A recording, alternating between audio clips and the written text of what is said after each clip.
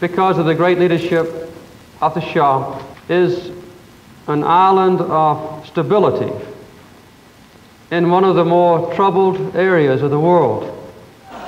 Now, just 10 months later, President Carter's words rang hollow. The question is beginning to arise how long the present government here can last with almost daily fighting on the streets of Iran. It was a question the American ambassador and his deputy needed to answer.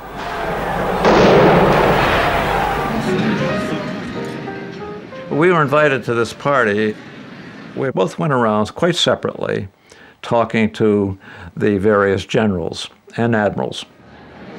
When I asked General Rabi how things were going, he said, no problem at all. So I went over to Admiral Habib Abdullahi and I asked the same penetrating question, how are things going? میگفتیم که وضع ما درسته، ارتش سر جاشه، این حالت پیدا نشه که داره رژیم متزلزل میشه کم کم. Here we were, the country was in turmoil, and there was not one significant mention of political problems, disorder, or anything.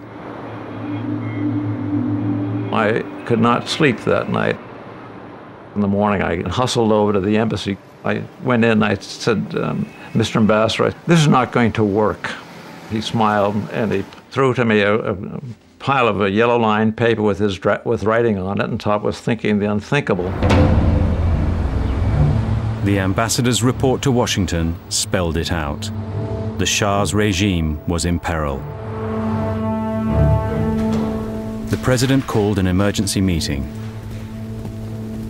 Our presumption was that the United States policies would be better off if the Shah did stay in power. We were concerned that if Shah falls, the whole thing could become extremely unstable, not just in Iran, but in the region. But over how to save the Shah, the president's advisors were divided. Secretary Vance and I both felt that the best chance the Shah had to maintain his position was to go the direction of reform, to have early elections, to take human rights steps that would gain the confidence of his people. You first reestablish order, thereby asserting your authority, and shortly thereafter initiate reforms, having proven that you're in charge. Brzezinski felt we should make it very clear to the Shah that we would not object in any way if he decided to really crack down very hard and use what Brzezinski came to call the iron fist. The message to the Shah was not clear. It urged him simultaneously to get tough with the protesters and to offer them concessions. The Shah summoned the ambassador. اعلیحضرت صحبت این کردن که آیا آمریکا میخواد که من با شدت عمل به خرج بدم یا نه. Ambassador Sullivan had to say, I have no instructions on this, Your Majesty, which left the Shah very confused. خسته‌تر، ناراحت‌تر و در واقع یک آدمی بودن که به کلی دیپرس بودن. The King of Kings went on TV and embraced the revolutionaries.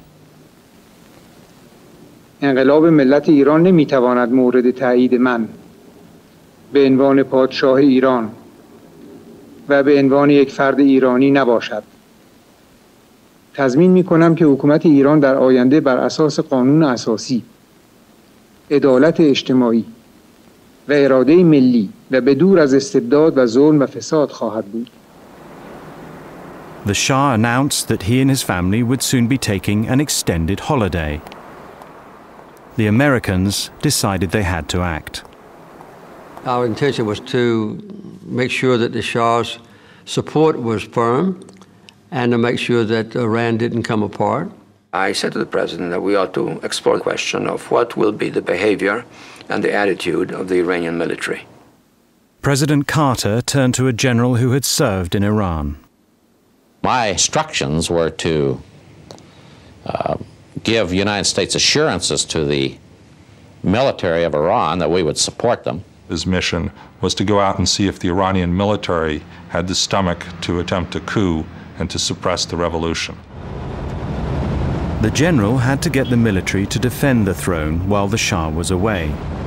ایشون پرسیدن که آیا که نقشه‌ای که ارتش بتونه اوضاع رو به دست بگیره چی دارین و اگر این نقشه چی میگه؟ You had to have plans. You know, the immediate thought of these generals and admirals was to do what you're talking about, that they take control. But when asked how, they were speechless. رژیم ما در اون موقع چنین اجازه ای رو نمیداد. چون خب ترس این بود که یه دفعه این فکر یه روزی در ارتش پیدا نشه که خودسرانه چنین اقدامی بکنه. In his haste, the American general had failed to pay the usual courtesy call on the Shah.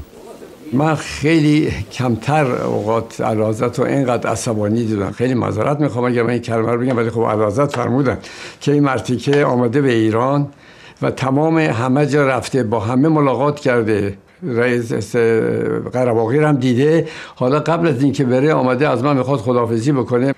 He cautioned me, and only as a Shah could do, and you'd have to know him and see him looking at you through his glasses with his penetrating look, that I should not forget who the King of Kings was. I saw him only once when he accompanied the American ambassador to come and inquire about the date of my departure and even the hour of my departure.